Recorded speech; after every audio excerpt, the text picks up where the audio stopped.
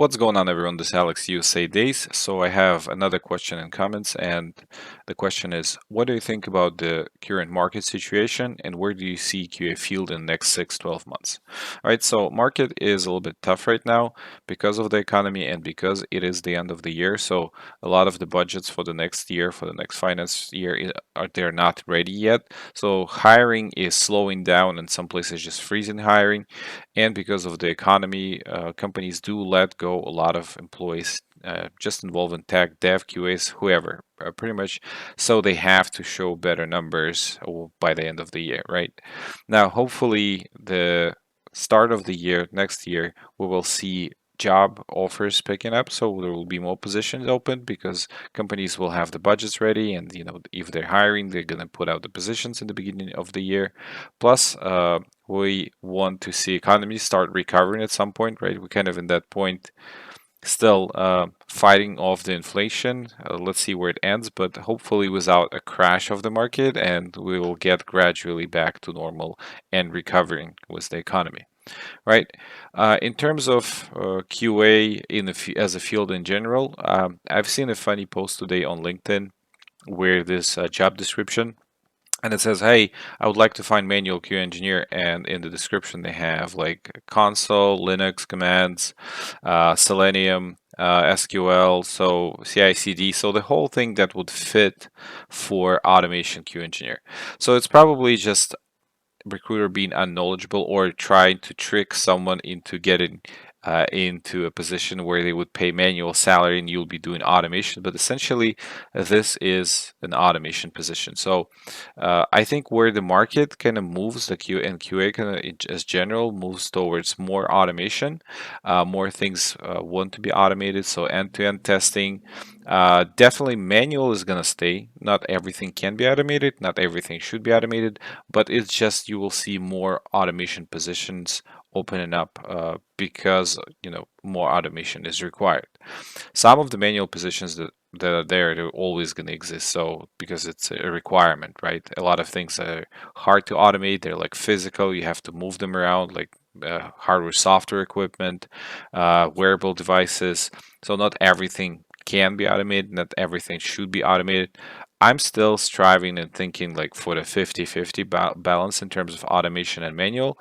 But kind of the demand right now, faster moving products, faster moving delivery times, everything kind of gets more concise. So we see a lot of like shift left companies doing agile shift left. So this is one of the popular methodologies right now where QA is getting closer to development. So essentially, you talk to development during and with project management during creation of stories. You kind of figure out how they can be tested early on.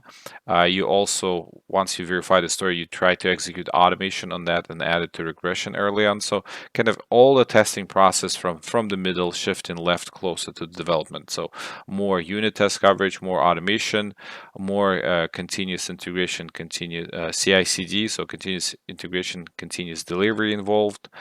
That's overall the feel of the shift for the QA market, right?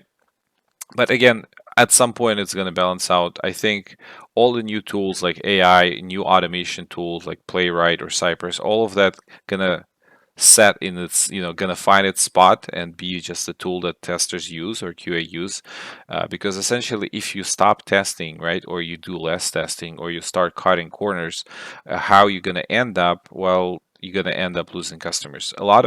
You have to understand that a lot of products on the market are competing with one another right now.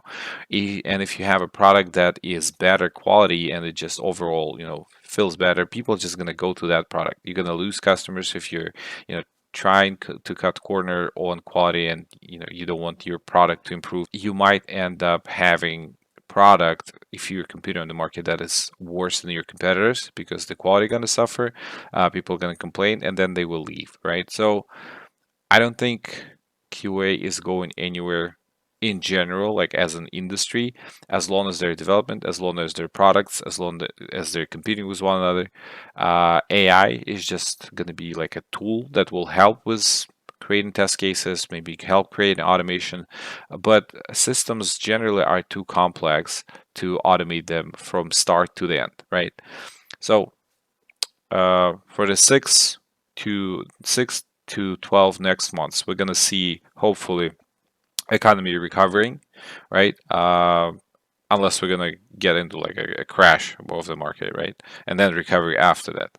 So we will see more positions starting with the new year, so new cycle, financial year starting. So we'll start hiring more. Companies will start hiring more. In terms of QA, we're going to still see the shift left agile approach in many startups, many companies, and we will see more implementation of automation tools in general. Not because of we're cutting off manual positions, I think, but because just the demand for automation is growing. Because we're companies in general trying to have faster deliveries and more automation in place to cover testing for those deliveries. So I think we will see growth in the sector after 6, 12 months, within the 6, 12 months. I wouldn't worry too much right now if you're struggling with finding a job. Just keep on searching. Make sure your resume looks good. Make sure you're not doing any like simple mistakes that prevent your resume from being found or discovered. And Meanwhile, while you're searching for like a full-time job, I have a video about freelance QA where you have 10 web resources where you can apply as a QA engineer to do some freelance work. Do that. So keep on practicing, doing some freelance stuff, and keep on applying. Now, in terms of covering and for the future, for the automation, the tools that I would learn for automation, get into API testing Postman. So I'll be creating a video on that soon. Learn some like basic SQL. I have the video on that already. And then I will be creating a video in the future, but get into Playwright with JavaScript. And you might also want to do Python, Selenium, some like basics training. So those tools, if you're going to learn them and will know how to work with them, create like basic automation end to end for UI, they will get you into automation positions, right?